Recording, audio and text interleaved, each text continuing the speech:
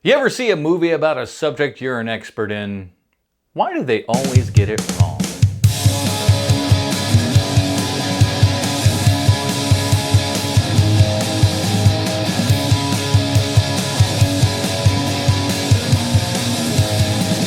Welcome back to HMP. My name is Adam, and once upon a lifetime ago, I worked in television news as an editor and a videographer, or we just called them photogs, as in photographer. Shoot video, be called a photographer. Listen, I don't make the rules, okay? But I have been in the world of television news for about a decade in the past and everything, and I thought that I'd share some of my favorite movies involving television production and how close they are to the real thing. But before we do all of that, please hit that like and subscribe button and leave a comment. You know, not a lot of people see these videos, so your help in spreading the word really would mean a whole awful lot to me. So thank you so much for clicking on this video, and let's get into it. First up is Broadcast News from 1987, directed by James L. Brooks. I hear the L stands for lucrative. When I was in 11th grade, my small town high school started a broadcast journalism class. Now, when this class started, they had absolutely nothing. It was just an old abandoned band building and everything. It would later go on to hold an entire production studio where all the kids would write, produce, and even often host their own shows that would then air on the public access channel. But that first year, year one, it was just tables and chairs, man. But one of the first thing they showed us was a clip from Broadcast News where there was an edit that was just coming down to the last possible second just before hitting the air. They're all screaming and going, "Come on, baby, come on," just down to the last second as they're putting this dupe to tape. Joan Cusack is running down the hall, dodging people left and right, jumping over obstacles. Why would anyone put master control so far away from the edit base? That's a real thing. It absolutely happens. 3, 2, 1, and the tape goes in at the very last second, and the package hits the air, and we all breathe a sigh of relief. And bunting here at the bus depot for J.D. Singer's arrival home. I was told that this is what the news business was like, and it absolutely was. I love being an editor. Just going back, we were still working on tape to tape. We were like the last folks out of the tape to tape train there and everything. Most everybody was going to digital at this point, but we were still rocking tape to tape. But there was something very physical about all of it. You're just smacking things and buttons and knobs and stuff. It was such a great time. I mean, I literally saw this happen, and I'm kind of the last group of people that were ever to have had this sort of experience working in news, because everything now is just, digital based and everything like that. Instead of running down the hall to master control, you just hit a button, boop, it's in the server, and whenever they need to pull it up, it's right then and there. It's so much easier, it's so much faster, but listen, I don't know, I'm sounding like an old man, but there's something to be said about all of the bull crap that was around the tape-to-tape days, and I'm being old-fashioned, but I miss it. Up next is a movie that no one hates, and that is Harold Ramis's 1993 classic Groundhog Day, starring Bill Murray as a weatherman, Andie MacDowell as his segment producer, and Chris Elliott as his photog, and let me tell you, accurate. Murray plays that guy who really doesn't have any particular talent other than just kind of being on air and feels like his time is better spent than in any place like Punxsutawney. Andie MacDowell is just this charming new producer who's yet to be crushed by the boulder that is, news and everything. I love her idealistic stances on stuff and urge to report on things. It's what you hope to see when you first get into the business and everything. And Chris Elliott is the perfect photog. He looks like every photographer that I've ever known. His type of humor, sarcasm, occasional awkwardness and everything, dead on photog material. This movie, they do the same thing over and over and over again, just trying to get that right, perfect take and everything. And that's very much how editing is and everything. This is like kind of editing life, if you will. I really, really like that, of just kind of trying to tweak things until you get it just so. Next, we have my favorite movie from 2014, Dan Gilroy's Nightcrawler, starring Jake Gyllenhaal, Rene Russo, Bill Paxton, and Riz Ahmed. Nightcrawler is about an LA string photog who wants nothing more than to get the story, and he'll stop at nothing to do so.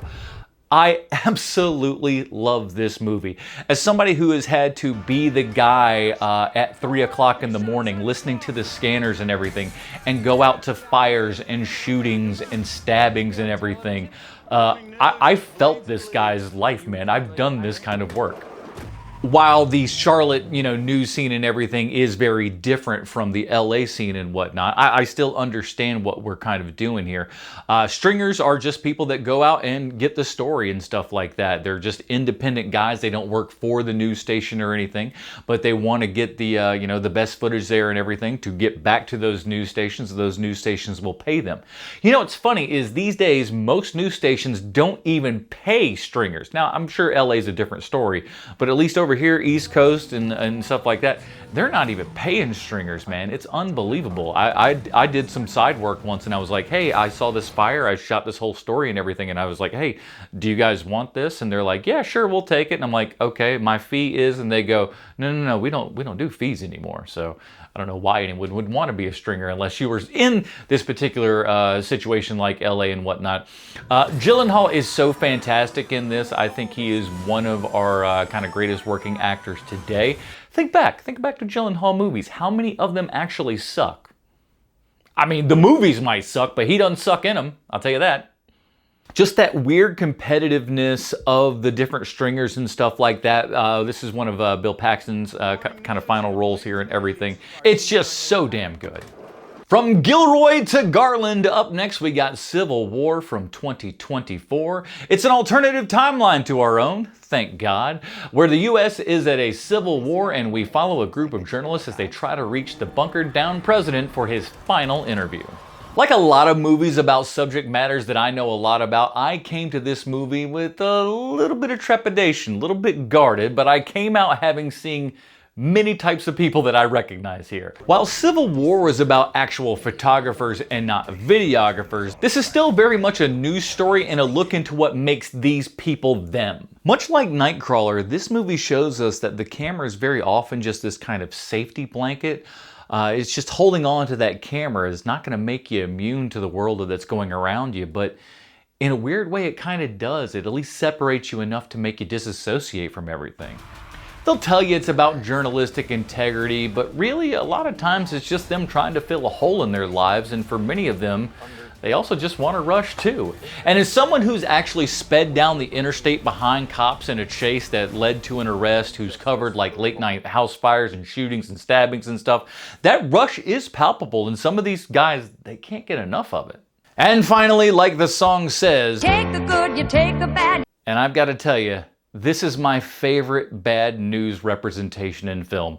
And that's our intrepid reporter Gale Weathers and her photog Kenny in Wes Craven's Scream from 1996. Now, I want to go on record and say I love Scream. It's the movie that actually cracked horror movies for me, so I'll always be appreciative of that.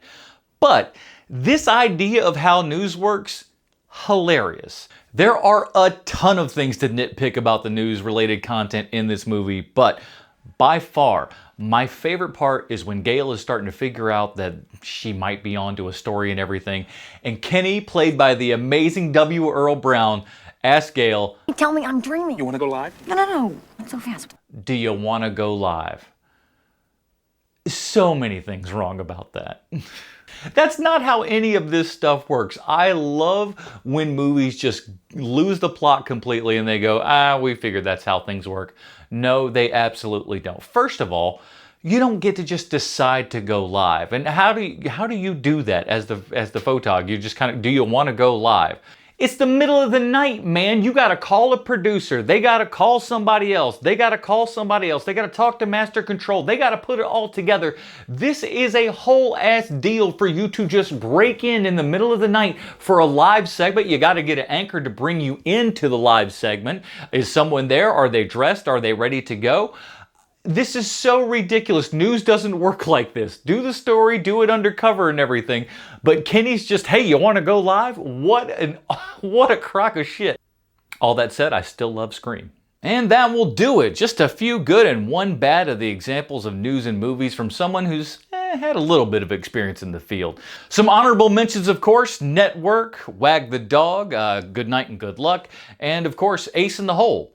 still relevant today, Ace in the Hole. What are your favorite news movies, and are you an expert in something that movies are always screwing up? Let me know in the comments below. Make sure you like and subscribe, and as always, we'll see you next time.